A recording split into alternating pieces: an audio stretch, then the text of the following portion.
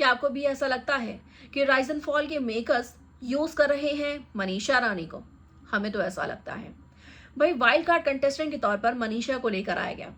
Manisha show में क्यों आई क्यों नहीं, ये तो वही बता सकती है कि उन्होंने डिसीजन क्यों लिया शो में सिर्फ 3-4 हफ्ते आने का।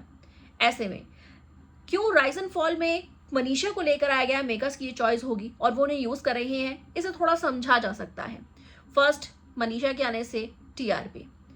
सेकेंड, उन्हें इस तरह की एक पर्सनैलिटी लेकर आनी थी जो थोड़ी सी मुंहफट हो, क्योंकि अभी तक राइज एंड फॉल में कोई भी वो नजर नहीं आ रहा था।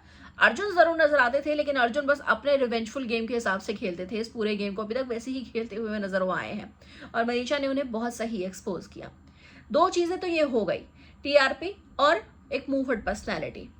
थर्ड, यहाँ पर रीजन एंटरटेनमेंट हो सकता था कि मनीषा जहां जाती है एंटरटेनमेंट अपना साथ लेकर जाती है, और वो हुआ भी।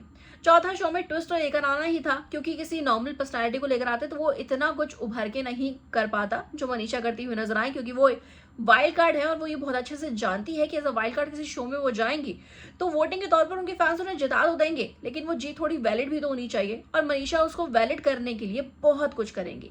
4 रीजन तो यहाँ बैठे बैठाए हमने आपको बता दिए, और भी बहुत सारे रीजन हो सकते हैं। आपके दिमाग में कुछ है तो कमेंट सेक्शन में जरूर बताइएगा।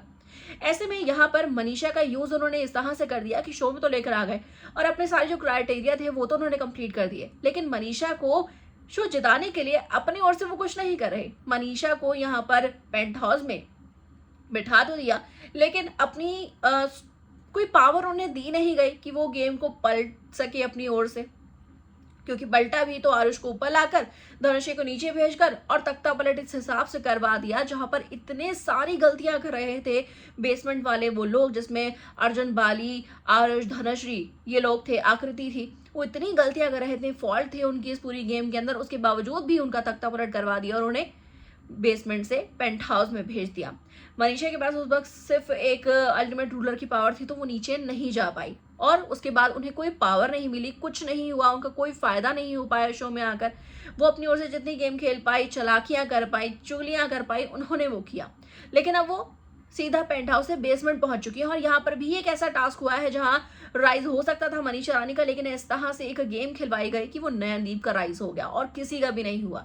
तो सिर्फ यहाँ पर देखा जाए तो मनीषा ही नहीं, हमें तो लगता है आरुष का भी फुल ऑन फायदा उठाने के लिए ही उस शो में उन्हें रखा हुआ है। वोटिंग से तो वो रह ही रहे हैं, ऑब्वियसली बात है कि उनके फैंस तो उन्हें शो से निकलने नहीं देंगे, लेकिन इनकी जीत नहीं करवाएंगे आखिर राइज एंड फॉल वाले, इनका सिर्फ इस्तेमाल करेंगे।